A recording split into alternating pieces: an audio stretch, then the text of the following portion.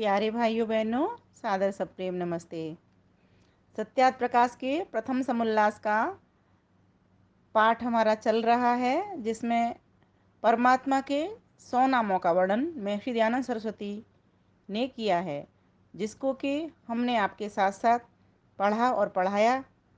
और कल अंतिम शब्द शिव तक इसके पूरे 100 नाम हमने बता दिए थे कि महर्षि दयानंद सरस्वती क्या बताते हैं कि परमेश्वर के 100 नाम कौन कौन से हैं और उनका अर्थ क्या है, क्यों उनको शिव कहा जाता है, ईश्वर को क्यों कवि कहा जाता है, क्यों स्वयं भी कहा जाता है, प्रिय कहा जाता है, महादेव, अग्नि, इंद्र, वरुण, मित्र आदि आदि। इस तरह से ये जो 100 नाम हैं वे परमेश्वर के ही हैं।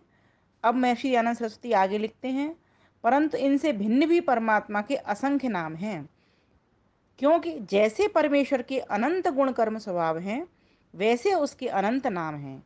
उनमें से प्रत्येक गुण कर्म और स्वभाव का एक एक नाम है। वह मेरा लिखना समुद्र के सामने बिंदुवत है, क्योंकि वेदादि शास्त्रों में परमात्मा के असंख्य गुण कर्म स्वभाव व्याख्यात किए हैं। उनके पढ़ने पढ़ाने से बोध हो सकता है। महर्षि दयानंद सरस्वती हमें यह समझाना चाह रहे हैं, वो कह रहे हैं कि मैंने तो सागर के सामने बिंदुवत लिखा है, अर्थात ईश्वर के तो गुण कर्म स्वभाव अनंत हैं, और मैंने तो यहाँ सिर्फ 100 नामों का ही वर्णन किया है। और भी तुम जब ज़्यादा अधिक वेदांत शास्त्रों को पढ़ोगे तो तुमको अलग अलग तरह के और भी नाम मिलेंगे ईश्वर के गुण कर्म स्वभाव के अनुसार, और हर गुण कर्म और स्वभाव का एक एक नाम है। जैसे ईश्वर का एक गुण दयालु, दयालुता का तो दयालु नाम, इस प्रकार से कर्म का, इस प्रकार से स्वभाव का, इसी तरह से ईश्वर के नाम है। तो असंख्य उसके अनंत गुण कर्म स्वभाव हैं, तो अनंत ही उसके गुण कर्म स्वभाव के आधार पर उसके नाम हैं। तो उनका लाभ लिया जा सकता है जब तुम वेदांत शास्त्रों को पढ़ोगे तब। फिर वो प्रश्न उठाता है, हाँ आगे अभी और कहते हैं, और अन्य पदार्थों का ज्ञान भी उन्हीं को पूरा होता है जो वेदांत शास्त्रों को पढ़ते हैं। ठीक बात है। अब प्रश्न कर रहा है प्रश्नकर्ता पूर्व पक्षी, जैसे अन्य ग्रंथकार लोग आदि मध्य और अंत में मंगलाचरण करते हैं, वैसे आपसे आपने तो कुछ भी नहीं लिखा न किया। तो सिद्धांति को लिख रहे हैं, महर्षि दयानंद सरस्वती को पूर्व पक्ष प्रश्न कर रहा है कि जैसे बहुत से लोग कोई अपना ग्रंथ शुरू करते हैं तो उसके शुरू में आदि में, यहाँ लिखा आदि में अर्थात प्रारंभ में, शुरू में, और मध्य में, बीच में और अंत में मंगलाचरण लिखते हैं, कुछ लिखते हैं। जैसे अभी आएगा आगे उसका भी वर्णन कर दिया जाएगा, कुछ शब्दों से शुरुआत करते हैं। तो लेकिन आपने तो ऐसा कुछ भी नहीं लिखा न किया।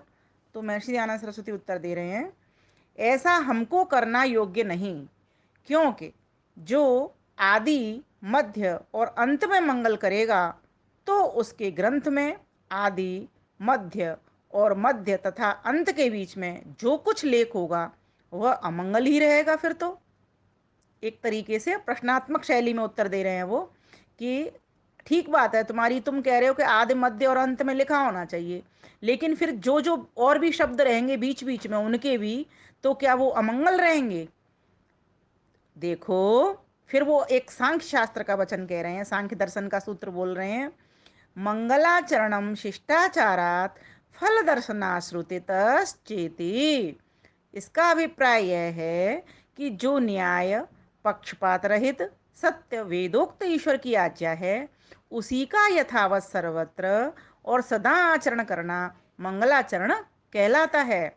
ग्रंथ के आरंभ से लेकर समाप्ति पर्यंत सत्याचार का करना ही मंगलाचरण है, न कि कहीं मंगल और कहीं अमंगल लिखना। वो कहते हैं कि लिखने से कुछ नहीं होता, हाँ सत्य ज्ञान, सत्य न्याय और पक्षपात रहित अगर कोई ईश्वर की ईश्वरोक्त वाणी है, वेदोक्त वाणी है, ठीक है, उसको कहना, उसी को लिखना, उसी को करना, वही मंगलाचरण होता है। लिखने से कोई फर्क नहीं पड़ता। तो आगे वो एक तैत्तिरीय उपनिषद का भी उदाहरण दे रहे हैं। देखिए महाशय महर्षियों के लेख को, यानी अनवद्यानि कर्माणि तानि सेवितव्यानि नो इतराणि। हे संतानो, जो अनवद्य अर्थात अनिंदनीय अर्थात धर्मयुक्त कर्म हैं वे ही तुमको करने योग्य हैं, अधर्मयुक्त नहीं। इसीलिए जो आधुनिक ग्रंथ व टीकाकारकों के, अब देखो नाम आ रहे हैं, जो आजकल ग्रंथ लिखे जा रहे हैं ना, टीकाकार जो लिख रहे हैं, तो क्या क्या चीज़ें लगाते हैं उसमें। श्री गणेशाय नमः, सीतारामाभ्याम नमः, राधा कृष्णाभ्याम नमः, श्री गुरुचरणारविंदाभ्याम नमः, हनुमते नमः, दुर्गायै नमः, वटुकाय नमः, भैरवाय नमः, शिवाय नमः, सरस्वत्यै नमः, नारायणाय नमः इत्यादि लेख देखने में हमारे आते हैं। महर्षि दयानंद कह रहे हैं, इनको बुद्धिमान लोग वेद और शास्त्र से विरुद्ध होने से मिथ्या ही समझते हैं। क्यों समझते हैं? तो कहा क्योंकि वेद और ऋषि मुनियों के ग्रंथों में कहीं ऐसा मंगलाचरण देखने में नहीं आता कि किसी भी ग्रंथ को आरंभ करने से पहले वहां पर श्री गणेशाय नमः और सीतारामाभ्याम नमः आदि जो उपरोक्त अभी पढ़े हैं वो आते हों। और आर्ष ग्रंथों में ओम तथा अथ शब्द तो देखने में आता है। महर्षि दयानंद कह रहे हैं कि जो हमारे आर्ष ग्रंथ हैं, वेदोक्त ग्रंथ है, उनमें ओम तो और अथ तो लिखा हुआ आता है। जैसे अब देखो बता रहे हैं कहाँ कहाँ लिखा होता है। महर्षि दयानंद सरस्वती ने कोई भी बात अपनी नहीं की, जो उन्होंने प्रमाण संकलित किए वही उन्होंने हमारे समक्ष रखे हैं। तो उन्होंने कहा देखो, व्याकरण महाभाष्य खोल करके देखो, उसमें लिखा है अथ शब्दानुशासनम, अथ इति अयम शब्दो अधिकारार्थः प्रयुज्यते। देखो वहां पर भी अथ लिखा है, अथ से प्रारंभ किया गया है। और देखो पूर्व मीमांसा खोलो, वहां पर भी अथा तो धर्म जिज्ञासा, अथ इति आनंतर्ये वेदाध्ययनानंतरम।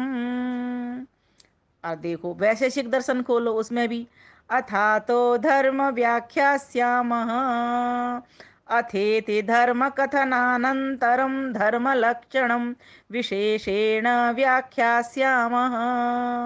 अब देखो योग दर्शन खोलो, अथ योगानुशासनम, पहला ही सूत्र अथ से शुरू, अथ इति अयम अधिकारार्थः,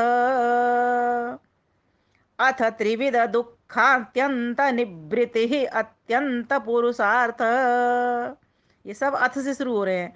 सांसारिक विषय भोगानंतरम त्रिविध दुखा अत्यंत निवृत्ति अर्थ प्रयत्न कर्तव्य। यह सांख्य दर्शन का सूत्र है। अब देखो वेदांत का और देखो, अथा तो ब्रह्म जिज्ञासा चतुष्टय साधन संपत्ति अनंतरम ब्रह्म जिज्ञासम। और देखो छांदोग्य उपनिषद में ओम से शुरू हो रहा है, मतलब अथ से और ओम से यही देखने में आता है। प्रमाण तो यही कहते हैं, वो ये कह रहे हैं ओम इत्येतदक्षरमुदगीतमुपासीत, ओम इत्येतदक्षरमितं सर्वं तस्योपव्याख्यानम्। ये देखो ओम से शुरू हुए हैं, यह मांडव्य उपनिषद का वचन है। ऐसे ही अन्य ऋषि मुनियों के ग्रंथों में ओम और अथ शब्द लिखे हैं। वैसे ही अग्नि, इट, अग्नि, ये त्रिसप्ता पर्यंती, ये शब्द चारों वेदों के आदि में लिखे हैं। श्री गणेशाय नमः इत्यादि शब्द कहीं नहीं लिखे। और जो वैदिक लोग वेद के आरंभ में हरिओम लिखते और पढ़ते हैं, ये तो पौराणिक और तांत्रिक लोगों की मिथ्या कल्पना से सीख रहे हैं। केवल ओमकार का पाठ तो ऋषि मुनियों के ग्रंथों में देखने में आता है। हरि शब्द आदि में कहीं नहीं, हरि शब्द प्रारंभ में कहीं नहीं लिखा होता कि वो हरि से शुरू करते हो। इसलिए ओम व अथ शब्द ही ग्रंथ की आदि में लिखना चाहिए। यह किंचन मात्र ईश्वर के विषय में मैंने लिखा, अब इसके आगे शिक्षा के विषय में भी लिखा जाएगा। इति श्रीमद्दयानंद सरस्वती स्वामी कृते सत्यार्थ प्रकाशे सुभाषा विभूषित ईश्वर नाम विषये प्रथमः समुल्लासः संपूर्णः। तो देखो अब महर्षि आनंद सरस्वती ने भी वेदोक्त जो आज्ञा है उसी का पालन किया है। उन्होंने प्रारंभ किया था अथ सत्यार्थ प्रकाश, और ऊपर ओम लिखा था। वही बात वो कह रहे हैं कि ओम और अथ से ही शुरू करना चाहिए। और अंत भी इत से किया, इत श्रीमद दयानंद सरस्वती स्वामी कृते सत्यार्थ प्रकाशे किया है ना। ये प्रथम समुल्लास संपूर्ण। तो प्यारे भाइयों बहनों, महर्षि दयानंद सरस्वती ने किंचित भी हमारी भ्रांति को नहीं छोड़ा है, मतलब छोटी से छोटी भ्रांति को भी मिटाने का प्रयास किया है। उन्होंने इस बात का भी उत्तर दे दिया कि हमें इनसे लिखना चाहिए, सीतारामाभ्याम श्री गणेशाय नमः करके लिखना चाहिए किसी ग्रंथ की शुरुआत, या हमें अथ और ओम से लिखना चाहिए। तो उन्होंने कहा दिया वेदोक्त बात तो अथ और ओम है ना, और समापन पे इति है। और अगर तुम पौराणिक और ऐसी बातें करोगे तो फिर सीतारामाभ्याम नमः वहां पर ये लिखा है, लेकिन ये वेदोक्त नहीं है। और देखो मंगलाचरण का भी कितना सुंदर अर्थ बता दिया कि मंगलाचरण किसको कहते हैं, तो सांख्य दर्शन का सूत्र भी बोल दिया कि मंगलाचरण तो उसको कहते हैं, है ना। मंगलाचरण का फल क्या होता है, शिष्ट आचरण, सभ्य आचरण, अच्छा आचरण, उत्तम आचरण, तब तो मंगल आचरण होगा, है ना। और अगर, क्योंकि उसका फल क्या है, अच्छा आचरण है मंगलाचरण का, सिर्फ लिखने मात्र से, और कहाँ तक लिखोगे, हर शब्द के साथ साथ तो लिख नहीं सकते, तो फिर कहीं मंगल दिखेगा तो मैं कहीं अमंगल दिखेगा। तो इसीलिए ये सब चीज़ें ठीक नहीं है, ये मिथ्या बातें हैं, ये वेदोक्त बातें नहीं है। मंगलाचरण मंगलाचरण कुछ भी नहीं होता, बस प्रारंभ में ओम लिखो। ओम से बढ़िया मंगल कौन होगा, सर्वरक्षक प्रभु तो वही है ना। तो बस ओम लिख दिया तो समझो मंगलाचरण स्वयं ही हो गया। ओम के साथ ही साथ ओम ही तो सर्वरक्षक है, और ओम ही हमको शिष्टता सिखा रहा है, सभ्यता सिखा रहा है ना, उत्तम आचरण करना सिखा रहा है। तो जब ओम लिख करके शुरुआत कर दी हमने, प्रारंभ कर दिया, और इत लिख करके हमने अंत कर दिया, तो और क्या चाहिए अब हमको। इसीलिए आपने देखा होगा प्रत्येक वेद मंत्र को ओम से ही शुरू करते हैं हम। तो हमारे यहाँ तो हम तो ग्रंथ लेखन या कुछ भी लिखते भी हैं, कॉपी पे भी लिखते हैं तो ओम लिखते हैं पहले, क्योंकि यही वेदोक्त बात है और यही हम सबको लिखना भी चाहिए। तो इस प्रकार से महर्षि दयानंद सरस्वती को कोटि कोटि नमन। उन्होंने हमारी कितनी भ्रांतियों को दूर किया है सच में। जब तक हमने ये सत्यात प्रकाश नहीं पढ़ा था तब तक हम अविद्या में ही डूबे हुए थे। महर्षि दयानंद सरस्वती यदि नहीं आते तो ये हमारी अविद्या दूर नहीं होती। पता नहीं फिर कब क्या होता, कैसे होता, क्या हो रहा होता, हमारा भी, स्त्रियों का भी क्या हाल हो रहा होता, समझ नहीं आता। तो मैं तो महर्षि दयानंद सरस्वती के लिए बारंबार नतमस्तक हो रही हूँ, उस परम पिता परमेश्वर को नतमस्तक हो रही हूँ कि जिसकी कृपा से हमको समय समय पर जब अविद्या घनघोर हो जाती है, अविद्या रूपी बादल मंडरा जाते हैं, तब ऐसे ही किसी न किसी संत महान पुरुष को, ऋषि आत्माओं को परमात्मा इस भू पर भेजता है, जिससे हम सभी जीवों का उद्धार उनसे हो जाता है। तो प्रभु हम सभी को भी वह शक्ति देना कि हम भी इस शुद्ध ज्ञान को लेने वाले बने, शुद्ध कर्म में उतारने वाले बने, और उस परमेश्वर की शुद्ध उपासना को करने वाले बने। ऐसी हम प्रार्थना करते हैं। प्रभु हम सबका कल्याण करो, कल्याण करो, कल्याण करो। ओम।